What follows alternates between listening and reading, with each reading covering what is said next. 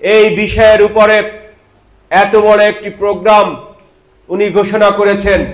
এই প্রোগ্রামটা শুধু খুলনা বিভাগ না, আমাদের তথ্যগত কিছু ভুল আছে, সেটা আমি সংশোধন করতে চাচ্ছি। এটা হবে বরিশাল এবং খুলনা বিভাগের যৌথ সমন্বয়ে, অর্থাৎ সাবেক যে 4টা বিভাগ ছিল বাংলাদেশের, খুলনা, রাজশাহী, ঢাকা, চিটাগং, এই যে 4টা বিভাগ ছিল, এই 4টা বিভাগেই হবে এই সমাবেশ।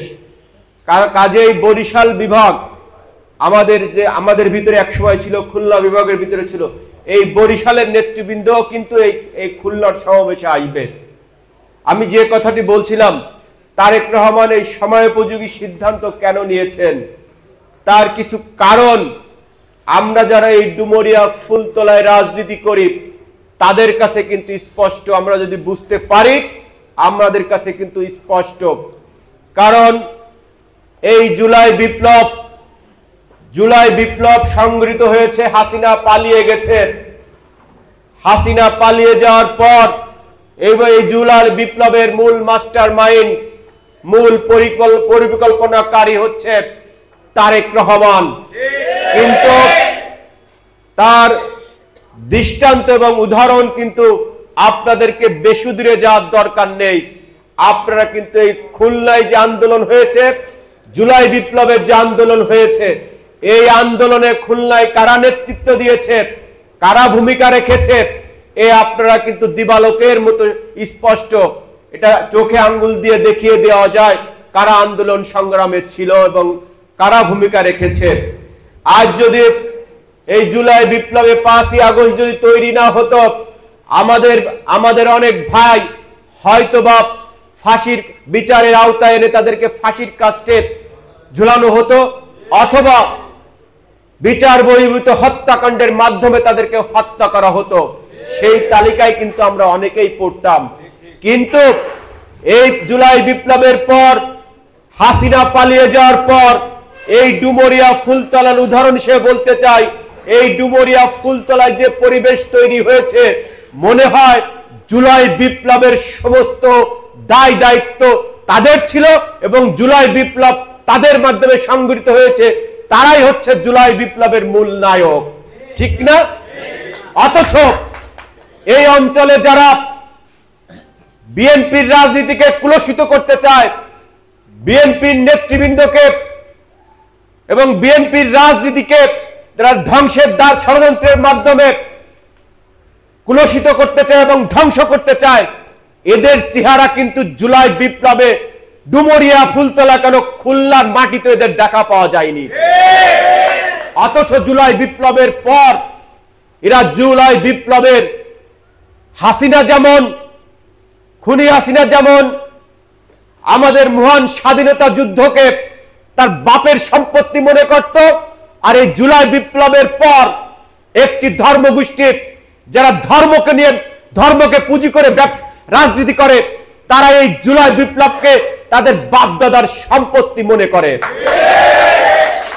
আর এই জুলাই বিপ্লবে যাদেরকে আমরা সামনে দিয়েছি নেতৃত্ব দেওয়ার জন্য, অনেক নেতৃত্ব দিতে গেলে যে গুণাবলী দরকার, যে অভিজ্ঞতা দরকার, সেই অভিজ্ঞতার তাদের অভাব ছিল।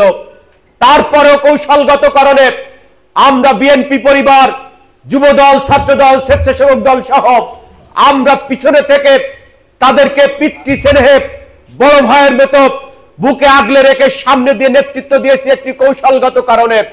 কারণ তখন যদি এই কৌশল না নেওয়া হতো, এই খুনি হাসিনা এই আন্দোলনকে শুরুতেই দমন করার জন্য যে স্টিমুলার চালিয়েছে, তার চেয়ে আরো 100 গুণ 200 গুণ স্টিমুলার প্রথম থেকে শুরু করত।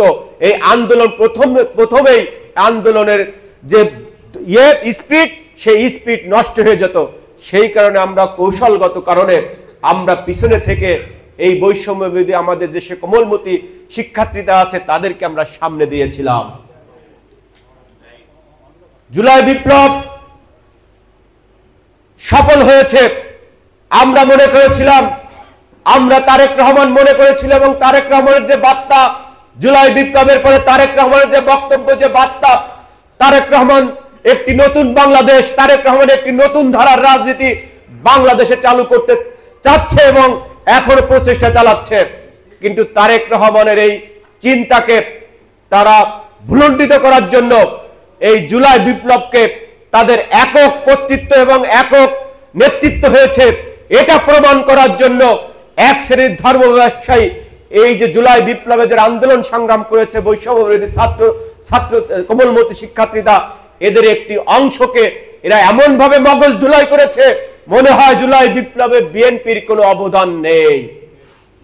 কিন্তু আমরা বলতে চাই জুলাই বিপ্লবে বিএনপির সবচেয়ে শহীদের তালিকায় বিএনপির নেতাকর্মীর নাম সবচেয়ে বেশি, এটাকে কিন্তু এরা অস্বীকার করে।